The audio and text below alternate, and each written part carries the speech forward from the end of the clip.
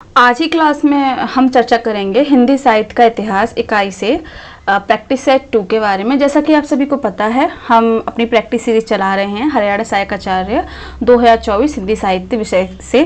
ठीक है, तो इससे पहले जो क्लास थी, हालांकि हमारा जो थीम है आपको क्वेश्चंस कराने का है, लेकिन अगर हम बात करें हिंदी साहित्य का इतिहास और इसकी गद्य विधाओं की, तो इसमें कुछ टॉपिक ऐसे हैं जो पहले हमें आपको समझाने पड़ेंगे, चाहे वो हिंदी साहित्य इतिहास लेखन की परंपरा से संबंधित इतिहास ग्रंथ हों।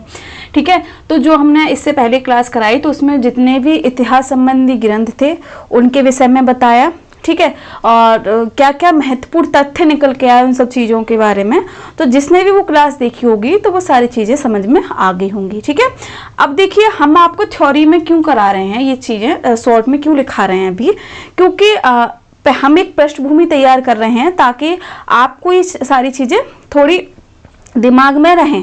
ठीक है, कि हिंदी साहित्य इतिहास लेखन की जो जितने भी ग्रंथ हैं उनकी रचना किसने की, कैसे क्या क्या विशेषताएं इसमें देखने को मिलती हैं, क्या क्या प्रक्रिया का प्रयोग किया गया, कौन कौन सी पद्धतियों का प्रयोग किया गया।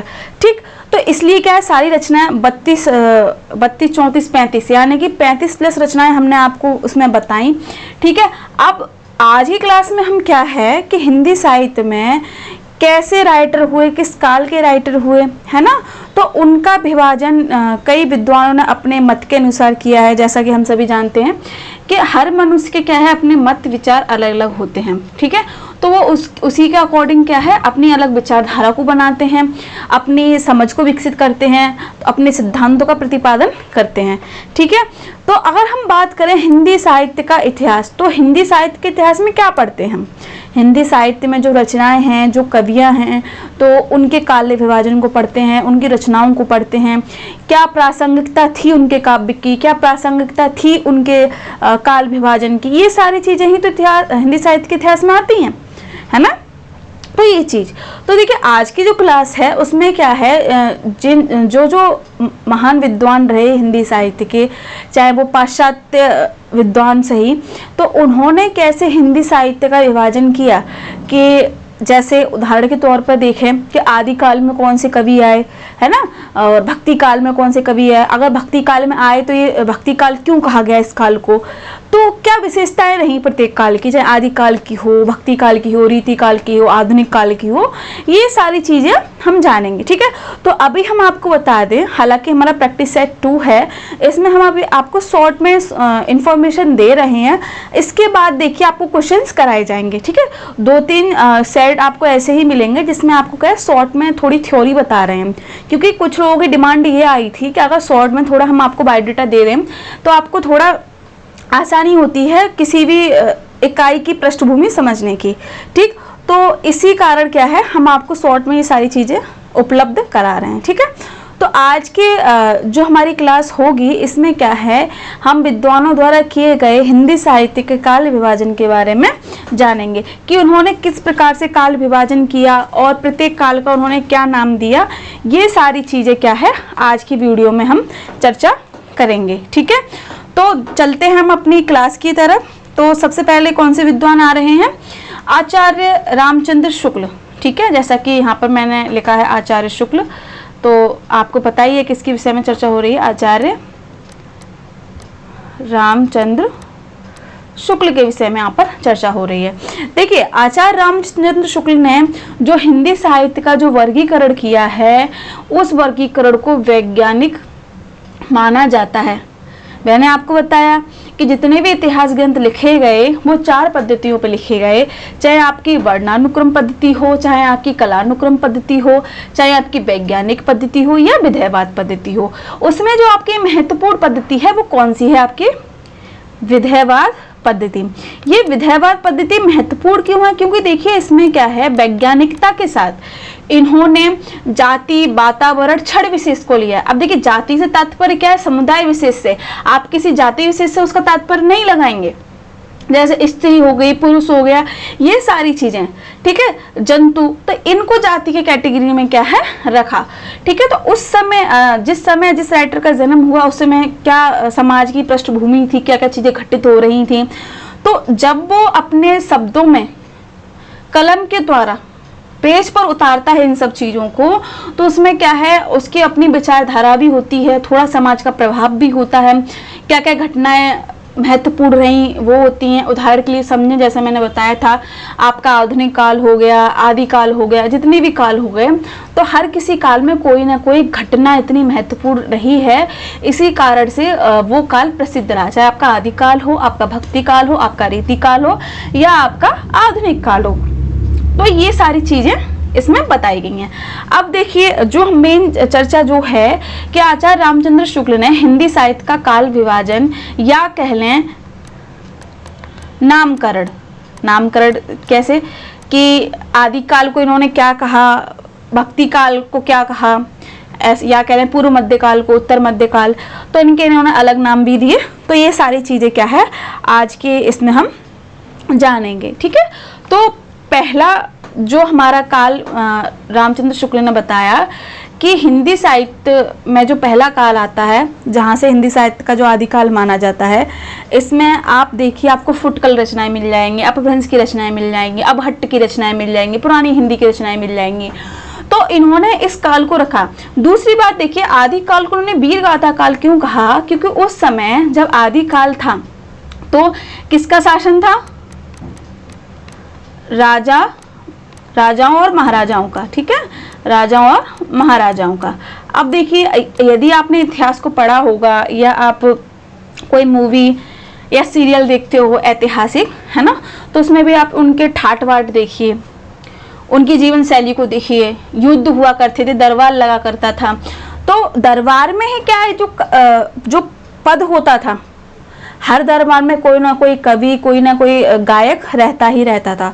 मंत्रीगण तो रहते ही रहते थे, लेकिन इन्हें भी मंत्री के रूप में उपाधि प्राप्त होती थी, लेकिन इनका जो कार्य क्षेत्र था वो गायकी या लेखन से संबंध में क्या है, ये लोग रहते थे, ठीक है। अब देखिए, कोई भी कवि किसी भी राजा के दरबार में रहेगा, किसी भी महाराजा के दरबार में रहेगा, तो वो उसके आश्रय में रह रहा है ना, तो उसका जो वीरता का वर्णन है वो कैसा करेगा, बड़ा चढ़ा के। कैसे करेगा, बड़ा चढ़ा के। तो आप आदिकाल की कोई भी रचना देख लीजिए, सारी रचना अतिशयोक्तिपूर्ण है। अतिशयोक्ति क्या होता है, किसी चीज को बड़ा चढ़ाकर कह देना, यही तो होती है अतिशयोक्ति। ठीक वैसे ही उस समय जब युद्ध होते थे राजा महाराजाओं के काल में, क्या संस्कृति थी, क्या वेशभूषा थी, क्या भाषा थी, क्या बोली थी, इन सब का वर्णन हमें कैसे पता चलता है, उस टाइम पीरियड में जो कवि हुए, उन्होंने जो साहित्य लिखा, उसकी जो भाषा रही, ठीक है, और क्या संस्कृति रही, तो हमें वहाँ से चीज़ पता चलती हैं कि आदि काल में देखिए डिंगल पिंगल राजस्थानी मिश्रित खड़ी बोली, है ना, ये सारी चीज़ें देखने को मिलती हैं। तो इसको आचार्य रामचंद्र शुक्ल ने वीर गाथा काल क्यों कहा गया, क्योंकि इस काल में युद्धों का वर्णन अधिक किया गया। वीर रस क्या है, इसमें प्रमुख था, श्रृंगार रस के विषय में लिखा गया, लेकिन प्रमुखता किस रस की रही, वीर रस की रही, ठीक है। तो इसीलिए क्या है, इन्होंने इस काल को वीर गाथा काल के कहा क्योंकि इस काल में क्या है, युद्धों का अधिक वर्णन देखने को मिलता है, वीरता का अतिशयोक्तिपूर्ण वर्णन देखने को मिलता है। आप पढ़िए रचनाएं आदिकाल की, चाहे आप चंद्रप्रदाय की पढ़िए, पृथ्वीराज रासो, ठीक है, आप कोई भी रचना पढ़िए, आपको युद्ध का वर्णन देखने को मिलेगा। कुमार रासो हो गई, ठीक है, बीसल देव रासो हो गई, परमल रासो हो गई, है ना, तो ये सारी चीजें, इसीलिए इन्होंने वीरगाथा काल कहा। और ये क्वेश्चन पूछा जाता है कि वीरगाथा काल आदिकाल को किसने कहा है, तो किसने कहा है, रामचंद्र शुक्ल ने। इसका आपको टाइम पीरियड भी याद रखना है। देखिए जो ये टाइम पीरियड है वो विक्रम संवत में दिया हुआ है, ठीक है, सन नहीं समझेंगे आप इसे। तो बात करें रामचंद्र शुक्ल की, तो इन्होंने देखिए आदिकाल को वीरगाथा काल कहा, और इसका जो टाइम पीरियड है संवत 1050 से कितने तक है, 1375 तक। ये टाइम पीरियड पूछा गया है, यूजीसी नेट में भी पूछा गया है, एंट्रेंस में भी ये पूछा गया है, कई यूनिवर्सिटी में ये चीज़ पूछी है, तो आपको ये चीज़ें याद रखनी है। देखिए कभी कभी क्या होता है, हमें चीज़ें याद तो होती है पर हम उनका रिवीजन नहीं कर पाते। ऐसे काफ़ी स्टूडेंट हैं, अगर मैं बात करूं, कुछ स्टूडेंट ऐसे हमारे कांटेक्ट में हैं जिन्होंने पीएचडी के एंट्रेंस दिए, उन्होंने ये सारी चीज़ें पढ़ी हैं, लेकिन जब वो एग्ज़ाम हॉल में बैठे तो उन्हें कन्फ्यूज़न में ही सन भूल गए। ये चीज़ें नहीं करनी है, आप रिवीजन करती रहिए। किसी भी चीज़ का अगर हमें अच्छा बनाना है तो उसका अभ्यास आवश्यक है, ठीक है। तो रामचंद्र शुक्ल ने आदिकाल को वीरगाथा काल कहा। इसका जो टाइम पीरियड था 1050 से लेकर 1375 समय अवधि में जो भी रचनाएं लिखी गई वो आदिकाल के अंडर में आती हैं या आदिकाल के सम्मुख में आती हैं। ठीक है, अगला जो काल है पूर्व मध्य काल, तो पूर्व मध्य काल किसे कहते हैं? भक्ति काल को। अब देखिए भक्ति काल ही क्यों कहा गया, तो सबसे पहले टाइम पीरियड देख लीजिए कि 1375-1700।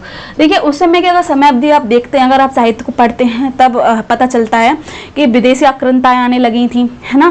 तो जब कोई विदेशी आपके अपने राज्य पर आक्रमण करता है तो वो क्या है, अपने नियम कानून को चलाता है, अपने धर्म को सर्वश्रेष्ठ मानता है और उन्हीं को क्या है, अनुयायी बनाना चाहता है सारी प्रजा को। ठीक है, तो उस समय जो प्रजा है अब वो उनका विरोध तो कर नहीं सकते, अगर विरोध करेंगे तो उनके साथ गलत होगा या उनकी फैमिली के साथ गलत होगा। तो फिर उनकी आस्था कहाँ जागती है? अध्यात्म में चले जाते हैं वो। तो जब वो अध्यात्म में जाते हैं फिर भक्ति में लीन रहते हैं कि अब जो हमारे ऊपर कष्ट हो रहे हैं उसका निवारण किया जाए, है ना। तो वो आध्यात्मिक शक्ति को ओर आकर्षित होते हैं। ठीक है, तो ये सारी चीज़ें। तो भक्ति काल में देखिए उस काल में क्या था, विदेशी आक्रांताएं आ रही थी, आक्रमण हो रहे थे। अब ना तो वो धन से संपन्न थे ना ही शक्ति से संपन्न थे, एक ही उन पर अत्याचार भी सह रहे थे, दूसरी तरफ एक उम्मीद थी कि कैसे ये सारी जो उन पर अत्याचार हो ना कम हो। तो उस समय जो राइटर निकल के आए, ठीक है, राइटर क्या कह लें, वो एक तरीके से कह लें जैसे आप कबीरदास को देखते हो, ठीक है, वो कोई राइटर नहीं है, कोई कवि नहीं है, वो सिर्फ अपनी मस्ती में मगन गाते रहते थे। आपने ऐसे कई लोग देखे होंगे जो उनमें प्रतिभा इतनी होती है, वो पढ़े लिखे इतने नहीं होते हैं, लेकिन शब्दों का चयन उनमें इतना अच्छा होता है, वो बैठे ही बैठे पूरी कविता बना देते हैं। तो उस समय यही तो चल रहा था ना, तो वो किसी के दरबारी कवि थे, है ना, उनमें एक प्रतिभा जन्मजात थी। तो कबीरदास को हम देख लें, कबीरदास देखिए कोई लोग अब उनके प्रति भी हिंसा, जन्म उन्होंने एक हिंदू उससे लिया, पालन पोषण एक मुस्लिम परिवार में हुआ, ठीक है। अब दुविधा देखिए, दो धर्मों में, दो संस्कृतियों में वो पले बड़े, ठीक है, उन्हें तो कोई दिक्कत नहीं थी, लेकिन जो दोनों धर्म थे अब उनमें ये मुठभेड़ सी होने लगी कि ये हमारे यहाँ के हैं, ये हमारे यहाँ के हैं।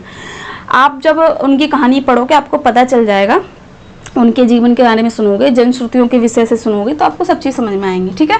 तो कबीरदास जी क्या थे, वो सबको एक समान मानते थे। आप कबीरदास के दोहे सुनिए, है ना, वो जीवन की यथार्थता को दर्शाते हैं। वो जहाँ एक और राजनीति पर भी व्यंग करते हैं, जो धार्मिक संप्रदाय में जो कट्टरता है उस पर भी उन्होंने विरोध किया है, जातिवाद पर भी उन्होंने विरोध किया है, ठीक है। तो ऐसे कई मुद्दे हैं जिन पर उन्होंने अपनी पंक्तियों के द्वारा ही कटाक्ष किया है, ठीक है। तो वो एक भक्ति थी, वो ज्ञान के माध्यम से भक्ति कर रहे थे। तो वहीं देखिए अगर हम मलिक मोहम्मद जायसी की बात करें तो मलिक मोहम्मद जायसी ने प्रेम को सर्वोपरि माना और वो प्रेम के द्वारा भक्ति की, ठीक है। ये तो हो गई अलग अलग चीजें। ये कैसी भक्ति हो गई, हमारी निर्गुण भक्ति हो गई। अगर हम सगुण भक्ति की बात करें जिसमें मूर्ति पूजा की जाती है, जिसमें दो काव्य धारा देखने को मिली, एक तो हमें मिली कृष्ण भक्ति और दूसरी मिली हमें राम भक्ति, है ना। तो देखिए भक्ति तो मिल रही है ना, तो इसी कारण रामचंद्र शुक्ल ने क्या है, भक्ति काल जो पूर्व मध्य काल है उसे भक्ति काल के नाम से संबोधित किया, ठीक है। तो इसका टाइम पीरियड भी देख लीजिए, जैसा मैंने आपको बताया 1375 से लेकर 1700 तक ये टाइम पीरियड है। उस समय भक्ति क्या है, चरम सीमा पर थी। अगला हम देखें उत्तर मध्यकाल। तो देखिए अगर हम बात करें उत्तर मध्यकाल की तो उत्तर मध्यकाल को रीतिकाल कहा है किसने, रामचंद्र शुक्ल ने। इसका टाइम पीरियड की बात करें 1700 से लेकर 1900 ईस्वी तक, ठीक है। सॉरी ईस्वी नहीं है, संवत है, याद रखेंगे, संवत लिखा है ये, ठीक है, संवत है, ठीक। तो रीतिकाल में अगर हम बात करें, अगर आप रीतिकाल की रचनाएं पढ़ते हो तो देखिए रीतिकाल की 3 भागों में बांटा गया, ठीक है। कितने भागों में, 3 भागों में। सबसे पहले आता है रीतिबद्ध, ठीक है। दूसरा आता है रीति सिद्ध, ठीक है। तीसरा आता है आपका रीति मुक्त, ठीक है। ये सारी, ठीक है। रीतिबद्ध में क्या है, इसमें लक्षण, काव्यांग, सभी नियमों का पालन किया गया है। इसमें देखिए आप केशव दास को देख लीजिए, उन्हें तो कठिन काव्य का प्रेत कहा गया है ना, क्योंकि जब आप उनके काव्य को पढ़ते तो ऐसे उन्होंने इतने क्लिष्ट शब्दों का प्रयोग किया है, इसीलिए उन्हें क्या कठिन काव्य का प्रेत कहा गया है। तो रीतिबद्ध में क्या है, जो भी काव्य रचना हो रही है उसमें छंद, अलंकारों, लक्षणों, ठीक है, काव्यांगों का उचित प्रयोग किया जाए। ठीक, तो इसी कारण से जो रचनाएं रीति के बद्ध होकर लिखी गई या रीति नियमों को मानकर लिखी गई उन्हें रीतिबद्ध कहते हैं। अगर हम बात करें रीति सिद्ध की, तो रीति सिद्ध में देखिए इसमें पूरी तरह से ये इन्होंने रचना जो उस समय लक्षण थे, काव्यांग थे, इन्होंने पालन तो किया है, पर ऐसा नहीं कि इन्हें पर्टिकुलर करना ही करना था, ऐसा नहीं था इन्हें, है ना। पर हाँ, इन्होंने छंदों का, अलंकारों का ध्यान रखा। ठीक, वही अगर बात करें रीति मुक्त का, तो देखिए रीति मुक्त में जो कवि है उन्होंने किसी भी नियम को नहीं माना, किसी भी छंद को नहीं माना। उन्होंने अपने अकॉर्डिंग कभी उन्होंने कवित्व का प्रयोग कर लिया, कभी सवैया का प्रयोग कर लिया, तो कभी हरिगीतिका का प्रयोग कर लिया। तो उस समय ये इस रीति मुक्त में जो कवि आए वो इन सभी जो नियम बनाए थे खुद को मुक्त रखा, है ना। तो ये सारी चीजें।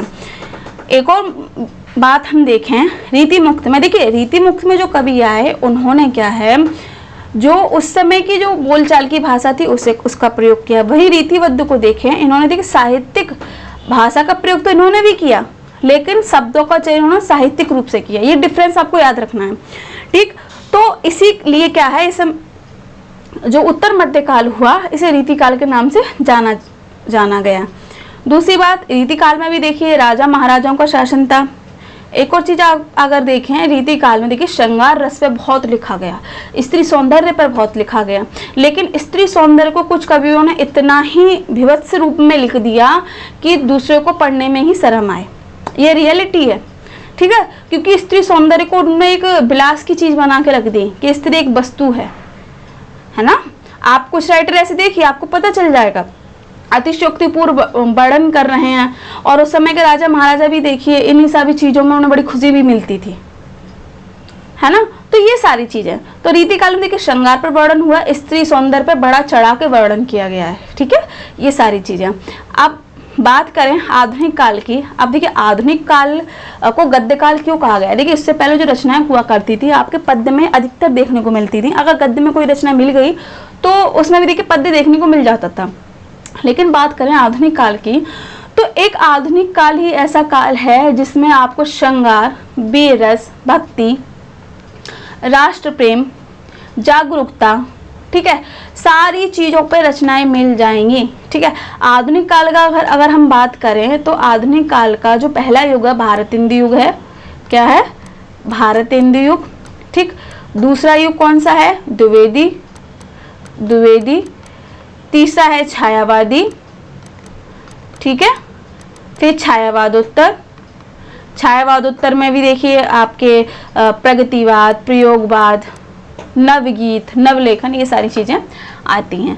ठीक है, तो आधुनिक काल ऐसा काल है जिसमें आपको हर तरह की कविताएं, हर तरह की रचनाएं, और खासकर इसमें गद्य ज्यादा लिखा जाने लगा, है ना। इसका जो टाइम पीरियड है 1900 से लेकर 1984 संवत तक। तो यहाँ पर आपको देखिए आचार्य रामचंद्र शुक्ल का टाइम पीरियड समझ में आया। और ये चीजें हम आपको क्यों बता रहे हैं उदाहरण के सहित, क्योंकि देखिए कभी कभी क्या होता है हम नहीं याद रख पाते। अगर आप एक उदाहरण के साथ उन चीजों को याद करते हो, कनेक्ट करते एक दूसरे के साथ, तो वो चीजें याद रहती हैं। समझ आया? चलते हैं अगले विभाजन की ओर। तो देखिए अगला जो विभाजन है ग्रीयर्सन का विभाजन, महत्वपूर्ण विभाजन। देखिए यहाँ से हर बार क्वेश्चन बनता ही बनता है। आपको ये चीज याद रखनी है, जितने भी हम विभाजन कराएंगे उन्हीं राइटरों को कराए जा रहे हैं, उन्हीं लेखकों को कराए जा रहे हैं जिनका विभाजन में से कोई ना कोई क्वेश्चन आपको देखने को मिलेगा, चाहे आपके यूजीसी नेट में पूछा गया हो, आपके पीएचडी के एंट्रेंस में पूछा गया हो, या असिस्टेंट प्रोफेसर में किसी भी स्टेट के। ठीक है, जैसे कि अगर हम ग्रीयर्सन की बात करें तो ग्रीयर्सन ने जो इतिहास ग्रंथ दिया था, अपना साहित्य इतिहास ग्रंथ दिया था, वो हिंदी साहित्य का पहला व्यवस्थित इतिहास ग्रंथ माना जाता है ना। तो ये चीज भी आपको याद रखनी है। ठीक, दूसरी बात क्या है कि इन्होंने क्या है, कैसे काल विभाजन किया है। इन्होंने देखिए रामचंद्र शुक्ल ने क्या है जो विभाजन किया, उसमें इन्होंने देखिए 4 कालों में सबको विभाजित कर दिया, आदिकाल, पूर्व मध्यकाल, उत्तर मध्यकाल, आधुनिक काल। लेकिन देखिए ग्रीयर्सन ने क्या है कि इन्होंने क्या किया है, हर एक काल को अलग अलग नाम से दर्शाया है। ठीक है, एक पर्टिकुलर नहीं बोला कि ये आदिकाल के अंतर्गत आते हैं। इन्होंने माना जैसे अगर ये चारण काल है, यानी कि इस समय आदिकाल का जो रचना लिखी गई चारण भाषा में जो लिखी गई वो चीज़ें। फिर उसके बाद ये 15वीं शताब्दी में क्या पुनर्जागरण के काल रहे, चीज सारी वही है। पहले गिरियर्सन ने इस काल विभाजन को दिया था, रामचंद्र शुक्ल ने क्या है उसको छोटा रूप कर दिया और चारों में ही इन सभी को समाहित कर दिया। डिफरेंस समझ आया आपको? ठीक है, सबसे पहले हम बात करते हैं गिरियर्सन के अनुसार काल विभाजन की। अगर हम बात करें इनके इतिहास ग्रंथ की, तो आपको फिर से रिवीजन करा दें। कल हमने आपको बताया था इनका जो इतिहास ग्रंथ है द मॉडर्न वर्नाक्यूलर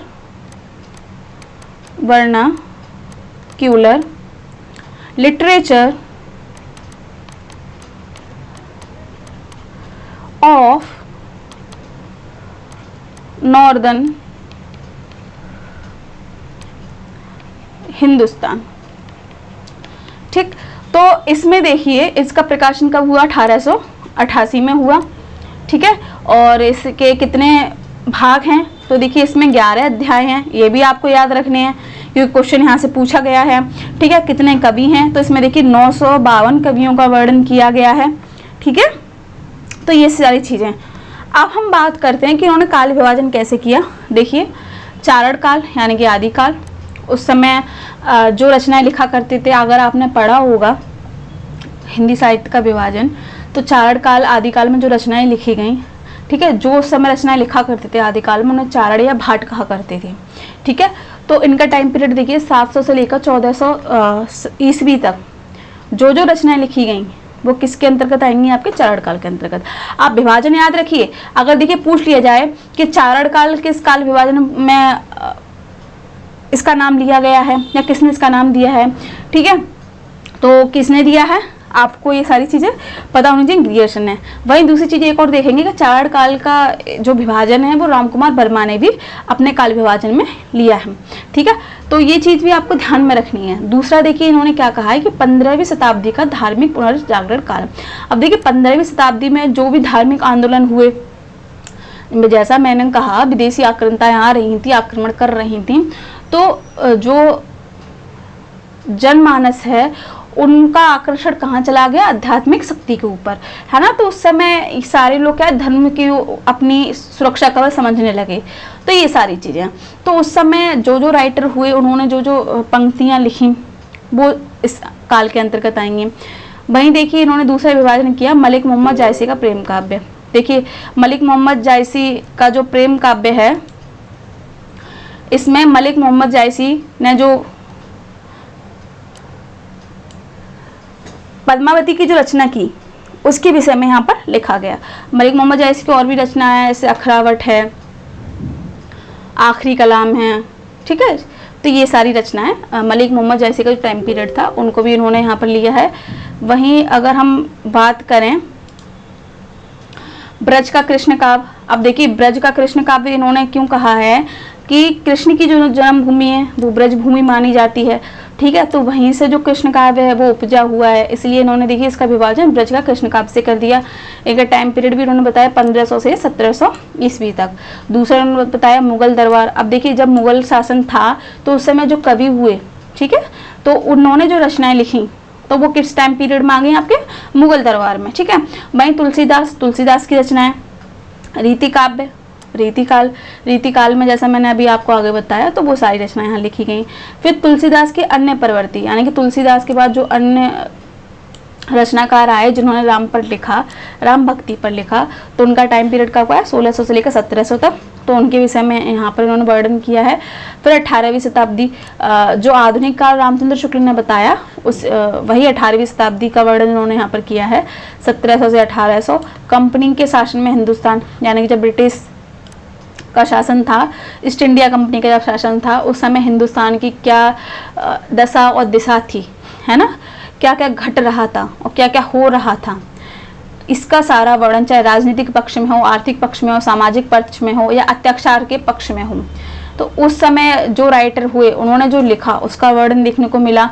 महारानी के शासन में हिंदुस्तान, यानी कि जो रानी विक्टोरिया थी, है ना, तो उस समय हिंदुस्तान में क्या घटित हो रहा था, ये सारी चीज़ें। फिर विविध असक्त कवि, इसके बाद जो भी कवि आए उनके सारे विषय में। देखिए ग्रियर्सन ने पहला काल विभाजन किया है और इन्होंने देखिए 12 भागों में बांटा है। आपको ये चीज़ें याद करनी है, ये पूछा गया है। जैसे मुगल दरबार पूछ लिया, जैसे क्वेश्चन में लग गया, मुगल दरबार पूछ लिया कि मुगल दरबार का काल जो विभाजन है उसे किस विद्वान ने अपने काल विभाजन के अंतर्गत रखा है। तो अगर आपने ये चीज़ें याद करी होंगी तभी तो आप बता पाएंगे कि मुगल दरबार, तुलसीदास रीति काव्य किसने किया है, ग्रियर्सन ने।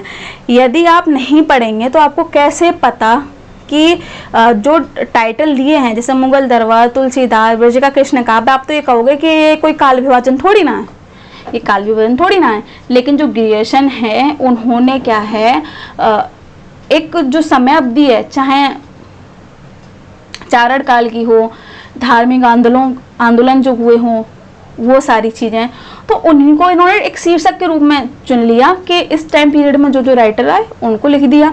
ठीक है, उसके बाद देखिए मलिक मोहम्मद जी आए तो उन्होंने मलिक मोहम्मद जायसी की जितनी भी रचना हुई और प्लस मलिक मोहम्मद जायसी से संबंध में जितने भी उनके सह लेखन कार्य में जो भी आए, सह लेखन कार्य से तात्पर्य क्या है कि मलिक मोहम्मद जायसी के टाइम पीरियड के जितने भी राइटर थे। समझ आ रही है आपको बातें? तो वो सारी चीज़ें। फिर ब्रजभाषा काव्य, यानी कि ब्रज क्षेत्र में जो कृष्ण के ऊपर जितना भी लिखा गया तो इन्होंने उसका शीर्षक क्या रख दिया, ब्रज का कृष्ण काव्य। ठीक है, वहीं अगर इन्होंने तुलसीदास के ऊपर लिखा, उनकी रचनाओं के ऊपर लिखा तो उन्होंने एक शीर्षक दे दिया तुलसीदास।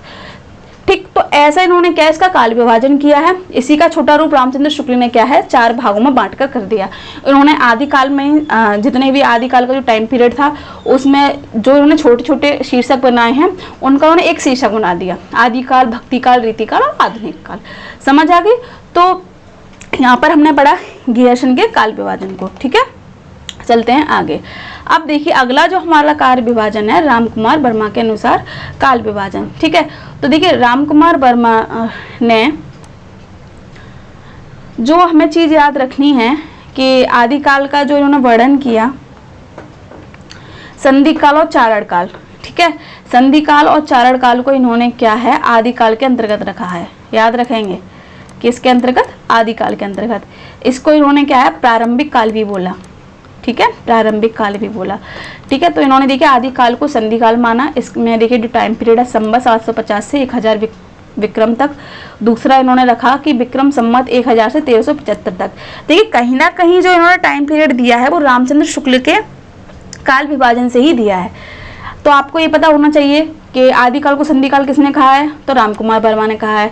चारण काल किसने कहा है, रामकुमार वर्मा ने कहा है। अगर हम बात करें भक्ति काल की, तो भक्ति काल का टाइम पीरियड भी देखिए इन्होंने क्या विक्रम संवत माना है 1375 से 1700 तक। ठीक है, रीति काल देखिए विक्रम संवत 1700 से लेकर 1900 तक और आधुनिक काल विक्रम संवत 1900 से लेकर अब तक। ठीक है, तो जितना भी इन्होंने जो काल विभाजन दिया है वो किससे प्रभावित है, आचार्य रामचंद्र शुक्ल से, आचार्य रामचंद्र शुक्ल से। ठीक है, तो देखिए आज की क्लास में क्या है, हमने 3 काल विभाजन को पढ़ा, जिसमें सबसे पहले हमने पढ़ा आचार्य रामचंद्र शुक्ल के अनुसार काल विभाजन, जिसमें हमने आपको आदिकाल, पूर्व मध्यकाल, उत्तर मध्यकाल, आधुनिक काल के विषय में बताया और इनके जो नाम दिए हैं आचार्य रामचंद्र शुक्ल ने उसके बारे में बताया और हर काल में क्या विशेषताएं रही उस विषय में भी संक्षेप में चर्चा की। इसके साथ देखिए ग्रियर्सन ने कैसे काल विभाजन किया उस विषय में भी बताया और अंत में हमने रामकुमार वर्मा द्वारा किए गए काल विभाजन के बारे में बताया, जिसमें हमने बताया कि आदिकाल को उन्होंने संधि काल और चारण काल माना।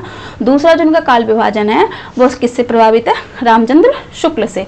ठीक है, तो देखिए अभी 2-3 जो काल विभाजन है आपको अगली क्लास में मिलेंगे, क्योंकि देखिए अगर हमने एक ही क्लास में आपको काल विभाजन कराए तो आपके भी समझ में नहीं आएंगे, है ना, क्योंकि सारा चीज़ एकदम इकट्ठी सी हो जाती है। तो 3-3 काल विभाजन कराएंगे। ठीक है, तो आज की क्लास में हमने आपको हिंदी साहित्य में जिन विद्वानों द्वारा काल विभाजन या नामकरण किया गया है तो उनमें से 3 विद्वानों को हमने करा दिया है। बाकी के जो महत्वपूर्ण विद्वान हैं उनका विभाजन हम अपनी अगली क्लास में कराएंगे। ठीक, तो जिन स्टूडेंट को अगर कोई भी दिक्कत हो रही है चीज़ों को समझने में, ठीक है, अगर कोई उन्हें टॉपिक समझ में नहीं आ रहा है तो वो कमेंट बॉक्स में लिख सकते हैं, अपनी परेशानी को बता सकते हैं। ठीक है, अगर आपको हमारी वीडियो से कोई भी बेनिफिट हो रहा है तो उसके विषय में भी लिख सकते हैं, जिससे क्या हमें भी मोटिवेशन मिलता रहे। ठीक है, तो ऐसे ही दूसरी बात एक और चीज़ बताएं, आप ये ना सोचें कि हम आपको क्वेश्चन क्यों नहीं करा रहे, जैसे मैंने आपको पहले ही बता दिया था, क्योंकि देखिए मांग ये आई है कि हम शॉर्ट में थोड़ा बता दें उसके बाद क्वेश्चन कराएं, तो इसी को ध्यान में रखते हुए शॉर्ट में चीज़ें बता दी जा रही हैं आपको। तो उसके बाद क्या है, हम फिर से वही प्रैक्टिस सीरीज स्टार्ट कर देंगे, क्योंकि देखिए यहाँ से आप पढ़ लेंगे, जब मैं क्वेश्चन लगवाऊंगी तो आपको देखिए तुरंत चीज़ें याद आ जाएंगी अगर आप पढ़ेंगे तो, है ना। तो इससे क्या है, आप थ्योरी में भी थोड़ा बहुत देख लेंगे शॉर्ट में, और जब क्वेश्चन आप करेंगे तो आपका क्या है, एकदम पक्का हो जाएगा, आपका रिवीजन हो जाएगा।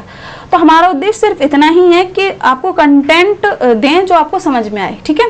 हमसे जो मांग की गई उसको भी हमने ध्यान में रखा, हम आपको प्रैक्टिस सीरीज तो कराएंगे ही कराएंगे, लेकिन हमसे कहा गया कि हम आपको शॉर्ट में थोड़ा बहुत बता दें।